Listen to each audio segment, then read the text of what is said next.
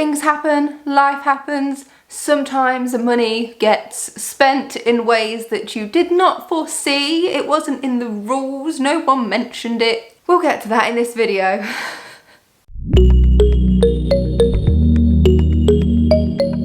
Hi everyone, welcome back to my channel. I hope you're having a lovely day. Today I thought I would bring you an update on how my no-buy is going so far in terms of sticking to the rules and what I have bought.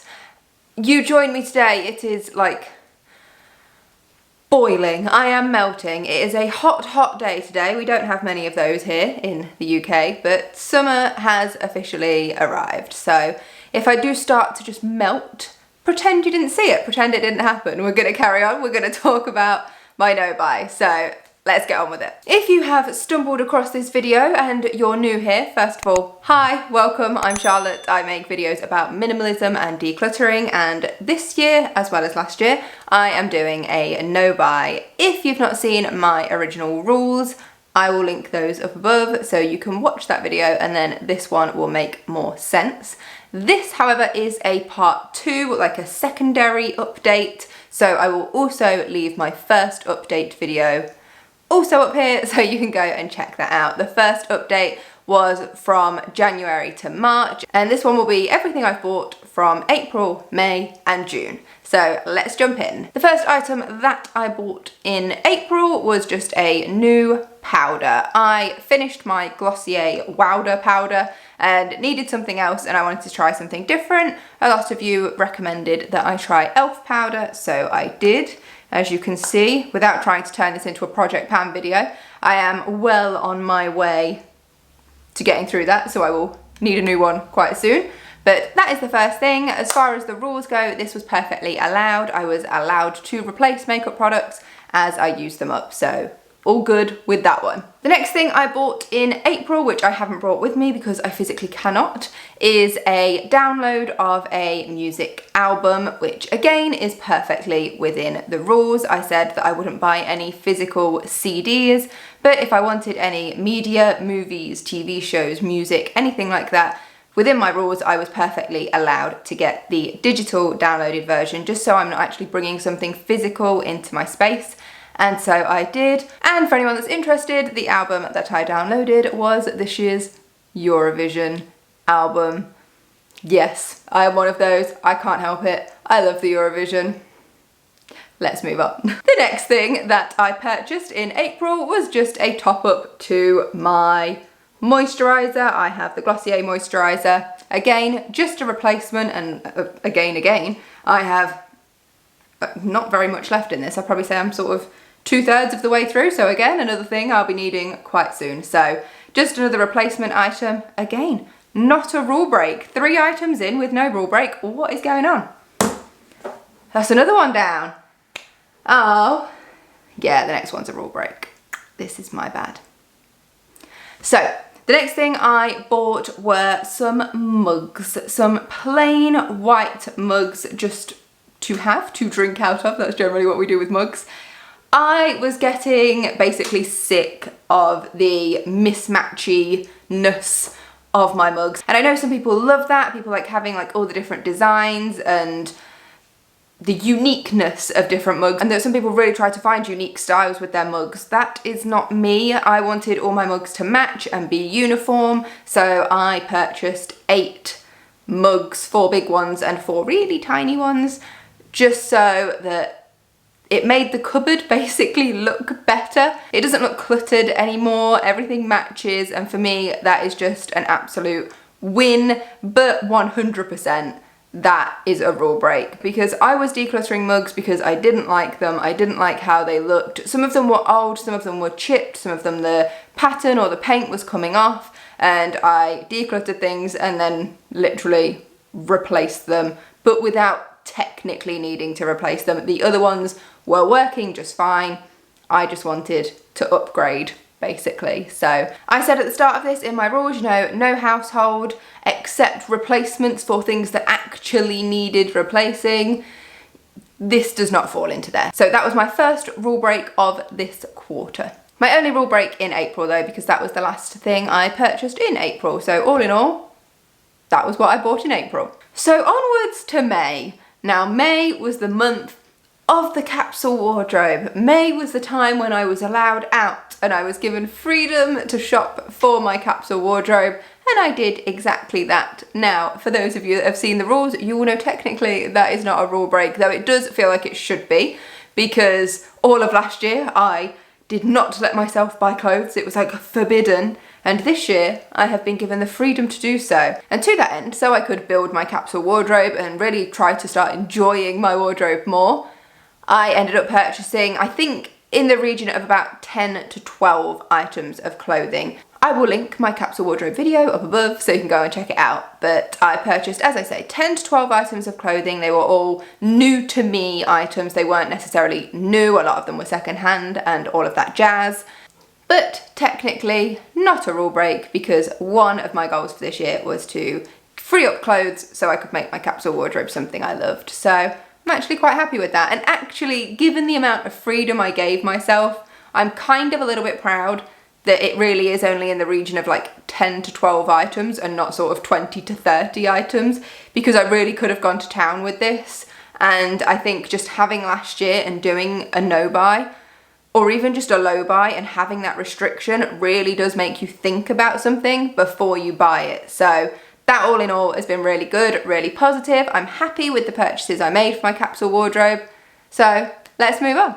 The only other purchase I made in May was this guy. This guy is completely a rule break. This is an outdoor citronella candle. I bought this so I could sit outside of an evening and have a nice candle lit, or I could sit outside with friends or whatever it is. And the only reason I bought it is because I heard that citronella helps to repel insects. So if you're trying to have a nice time outside and don't want things buzzing around you, or worse, you're trying to eat and you don't want things buzzing around you, then this can be very useful.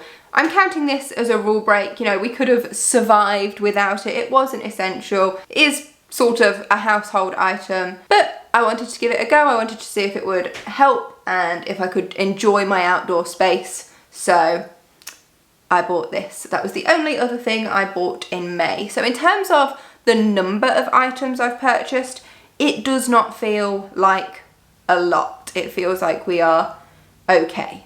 And then we have June. Well, to begin with, I bought two things in June. One is a tripod. It was a replacement for my other handheld tripod, which broke. So I'm counting this as okay because it's a replacement item. It's something I need to do YouTube, and so I'm not counting that as a rule break. It is just a replacement for something that got damaged, so I'm fine with that. And the other thing, which I have not brought with me because it's in my shower, is a new squeegee. You know, I don't know if that's even the correct term for it. It's just what I've always called it. One of those things that you can use to clean the glass in your shower after you've showered. I keep mine in the shower, so I remember to do it every shower. But that's not such a great idea because after a little while it starts to go a bit dingy and a bit gross. I mean, granted, my one I had did last for 2.5 years, but it was time for an upgrade, a refresh, and so once again, I'm not counting that as a rule break. So, at this point in time, how many rule breaks are we at? The cups is definitely one. The outdoor candle is another. So really, we're not doing too bad. Now, we have got the big thing I need to mention. Well, it was big to me. It's probably not going to be big to anyone else, but never mind. I will get to that. Before that, I think one of the reasons why I have personally purchased so few items, particularly around this time of year, is because my birthday is in June. So people were asking me what I would like for my birthday, and I had a moment where someone literally said to me, "I'm just getting you a voucher because I don't know what to get you and you'll probably put it in the bin." And aside from being sort of like slightly shocked by that, I was actually kind of happy that people are starting to realise, just don't give me things that I don't want. And I took that as a good thing. A lot of people might sort of be offended by that or kind of be a bit sad because they're not sort of getting surprise gifts. So I was like, people are getting it. People are understanding that I am absolutely perfectly fine not to receive, you know, those random little gifts that, granted, in a lot of cases are very, very thoughtful. I am happy not to receive those. So for my birthday, it was mostly vouchers and money and things like that, but there were a few other things that I got for my birthday. So I got a picture to go on my living room wall, which I absolutely love. It just fills that big empty space. It's a very minimal looking picture. I saw it and I absolutely loved it, so there was that. I got a spare camera battery because I had coped all this time. I got my camera for my birthday last year, and so I've done a whole year surviving with just one battery. And for those of you that use cameras, you will know you film some footage, your battery dies, and then if you've only got one, then you have to wait for it to charge enough to finish your filming, and you can get sort of really out of the zone. So now I've got two, I've got a spare. I thought that was a really practical choice for a gift, so I have that. I also got another little mug. Now, I actually saw this mug and chose it out, so even though I decluttered a whole bunch of mugs and I wanted all my mugs to be uniform, this is just an exception because it's absolutely adorable. It's got a little Dalmatian on it, which will add to my story a bit later on. Bear with.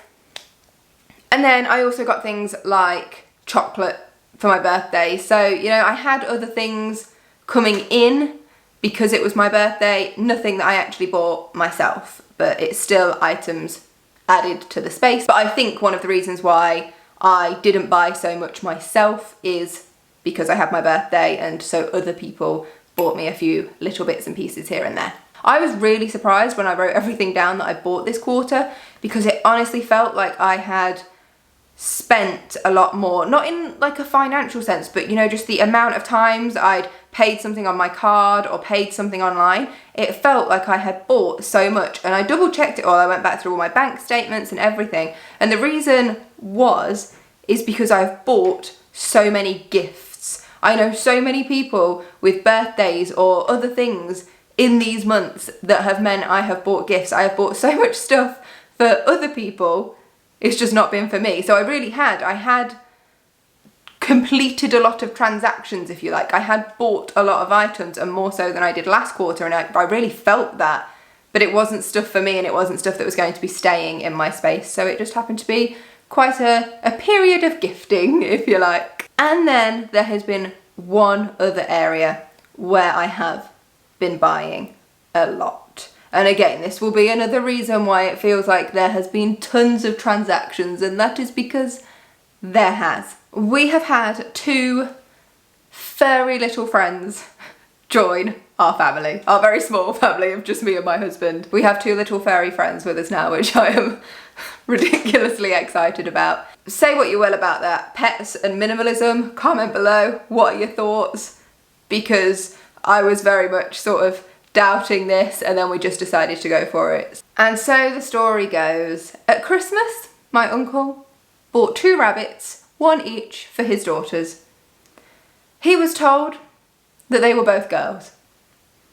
4 months later, baby rabbits appeared. I'm assuming that means they weren't both girls.